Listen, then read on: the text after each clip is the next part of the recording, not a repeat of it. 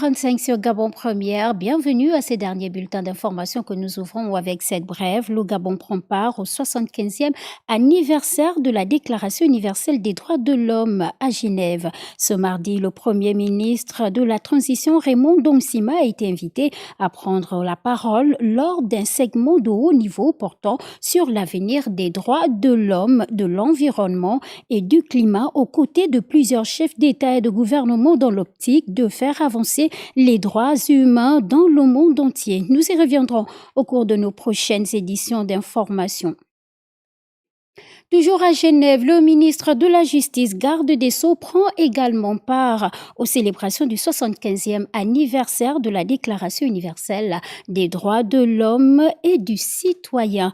Dans son allocution, il a réitéré la position du Gabon en matière de promotion des droits de l'homme. On regarde. Le Gabon se joint aux nations du monde pour célébrer le 75e anniversaire de la Déclaration universelle des droits de l'homme. Une occasion pour le ministre de la Justice, garde des Sceaux, Paul Maringonjou, de rappeler les réformes majeures visant à renforcer la protection des droits de l'homme et l'égalité devant la loi pour tous les citoyens gabonais. Le projet de loi réorganisant la Commission nationale des droits de l'homme, qui a été adopté par l'Assemblée nationale il y a quelques jours et dans quelques jours par le Sénat. Cette adoption donc du projet de loi est conforme au principe de Paris que le Gabon a ratifié il y a quelques années de cela. Nous avons organisé un symposium dans lequel tous les acteurs du système judiciaire se sont impliqués pour réfléchir et faire des propositions sur la réforme du système judiciaire. Et nous allons maintenant passer à la phase des actes, des textes. Le troisième engagement, c'est sur donc le système.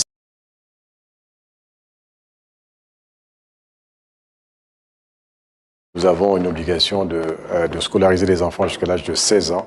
Il faut que cela se fasse pour tous. Ces réformes visent à redonner confiance aux citoyens dans le système judiciaire, à renforcer la lutte contre l'impunité et à assurer que chaque individu, quel que soit son statut, soit traité équitablement devant la loi. La justice, elle est faite par les hommes. Donc, plus ces hommes respectent la loi, mieux les droits de l'homme sont respectés. Ce qu'il faut faire, c'est par contre améliorer l'accès à la justice. Et cet accès se fait d'abord par la proximité du système judiciaire, des juridictions vis-à-vis des populations et le fait que cela puisse être bien renseigné sur leurs droits et sur ce que la justice peut faire pour eux. Alors que le Gabon commémore cet anniversaire majeur ici à Genève, ces réformes annoncées par le ministre de la Justice témoignent de l'engagement du pays envers le respect des droits de l'homme et de l'égalité pour tous. C'était un reportage de Priska Mugula de la presse Primature. L'accompagnement du Japon dans les domaines de la santé au Gabon était au cœur des échanges il y a quelques jours entre le ministre de la Santé, professeur Adrien Mugugu, et l'ambassadeur du Japon au Gabon, Gabriel Guillet-Limami, pour les détails.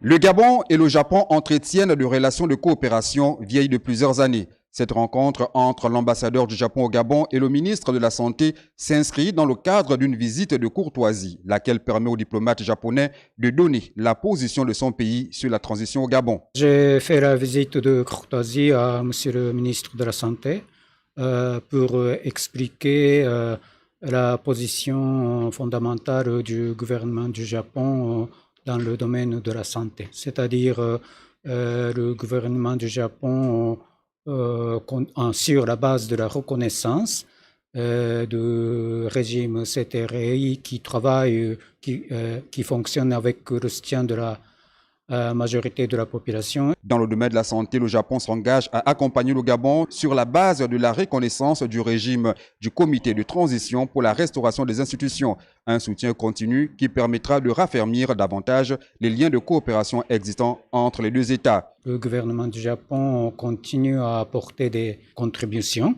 et surtout le domaine de la santé est le domaine le plus prioritaire de la coopération japonaise. Il faut dire que le Japon a toujours été d'un appui considérable pour le Gabon.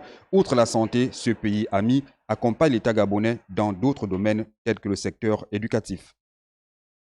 Le week-end dernier, le haut représentant personnel du chef de l'État, par ailleurs président d'honneur de l'Union pour la République, UPR, a acté la signature de la charte portant création de la coalition des partis républicains du Gabon, CPRG.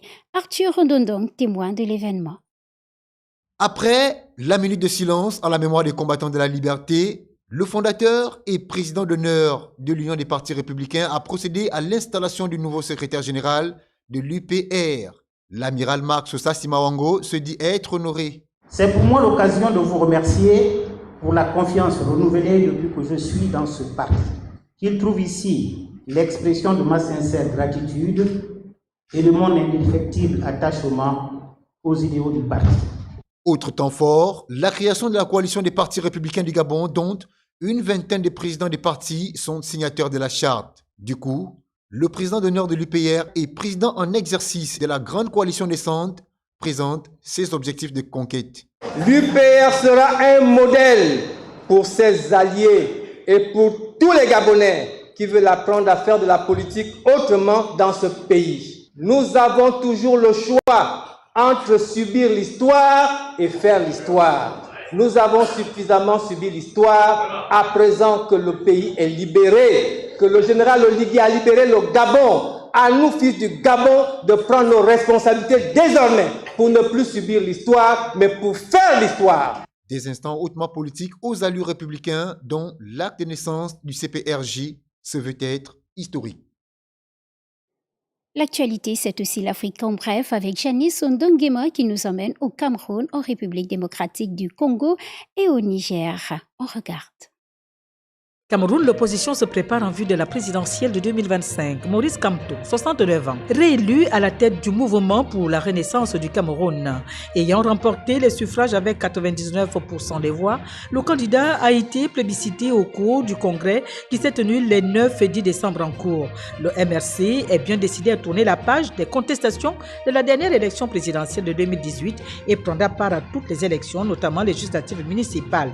Fini donc le boycott et arrestation en série des militants, a déclaré Kamto dans un discours ponctué de passages en anglais. Aussi a-t-il annoncé la création d'une coalition, l'Alliance politique pour le changement APC. Les accès pernicieux de la fièvre électorale de la République démocratique du Congo poussent jusqu'au Rwanda voisin.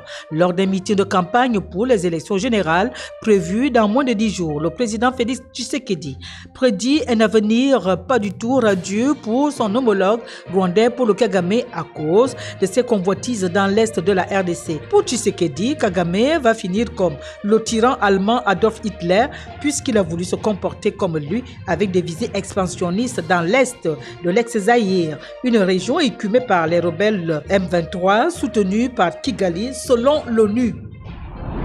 La CEDEAO veut maintenant changer de fusil d'épaule à propos du Niger. Les chefs d'État et de gouvernement ouest-africains réunis en sommet à Abuja au Nigeria ont ouvert la voie dimanche à un allègement de ces sanctions prises à l'encontre du Niger suite au coup d'État militaire du 26 juillet 2023. Ils conditionnent donc la transition de Niamey à une durée courte avant un retour des civils au pouvoir. Un comité composé des présidents du Bénin, du Togo et de Sierra Leone négociera avec les autorités de la transition sur les engagements à mettre en œuvre avant un éventuel assouplissement des sanctions, a annoncé Omar Touré, président de la commission de la CEDEAO. Et pour la boucle, cap sur la province de Langounier pour découvrir 2 activités génératrices de revenus, leviers économiques de cette localité. La vannerie et les piroguiers qui s'occupent de la traversée des populations pour rejoindre chaque rive. On en parle avec Béni Evaka et Gérard Magnagna. Fougamou, chef-lieu du département de Tsamba-Magoti, dans l'Angounier, nous offre au quotidien un calme sans pareil et une vue panoramique qui pousse à la sédentarisation. Au cours de notre séjour, nous sommes tombés sur ces 2 femmes, originaires de la localité, en pleine création de paniers artisanaux. Comme des tisserands, elles tressent la liane méticuleusement, sans pression, pour donner vie à la matière. La plus jeune d'entre elles nous narre le processus d'élaboration. On part en brousse, on voit les lianes, après on part, on coupe, on vient, on met ça d'abord au soleil, ça sèche, Après, on tisse. Puis on fabrique maintenant les paniers. Les moyens comme ça, là, tu peux faire un jour. Par semaine, tu peux faire même 5 paniers. Ça dépend si tu as les lianes à la maison. La tradition vannière est très répandue ici dans le sud. Les collections servent de décoration intérieure, d'accessoires pour les chants et surtout pour les grandes cérémonies telles que les mariages. Au sortir de cet atelier à ciel ouvert, Prince, notre guide piroguier, bidon en main, apprête sa barque pour nous faire visiter le fleuve Ngounié.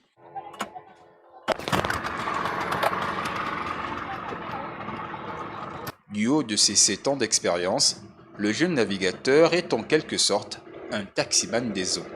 La traversée, normalement, c'est de ce sens, la ligne droite là. Donc, il y a des gens qui vont de l'autre côté pour faire des courses, se promener, comme ça. Normalement, la traversée, c'est 200, de 6h, on peut dire à 20h, 21h. Bon, les touristes, on peut dire, bon, je n'ai pas encore vu. Pourtant, d'ici quelques mois, la zone sera prise d'assaut par des touristes de tout genre du fait de son potentiel socio-culturel, ses richesses maritimes, mais surtout de son hospitalité. C'est tout pour l'actualité. 18h30, Nathalie Oké au Journal des Provinces. 20h, Chirel Bogota pour la grande édition. Et moi, j'aurai le plaisir de vous revenir demain à 9h30 et 16h45.